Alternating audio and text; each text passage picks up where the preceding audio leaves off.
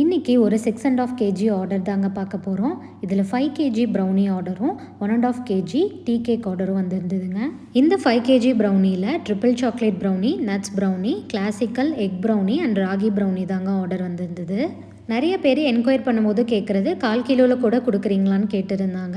ஆமாங்க, நம்ம வந்து டீ கேக்கும் ப்ரௌனியும் 1/4 கிலோலேருந்தே கொடுத்துட்டு தான் இருக்கிறோம். நம்ம செஞ்சு கொடுக்குறது ஃபுட் ஐட்டம் அப்படின்றனால எந்த அன்னைக்கு நம்ம செய்கிறோம் அண்ட் அதோட எக்ஸ்பைரி டேட் எப்போ அப்படின்றத நாங்கள் உங்களோட பேக்கேஜ்லேயே மென்ஷன் பண்ணிடுவோங்க.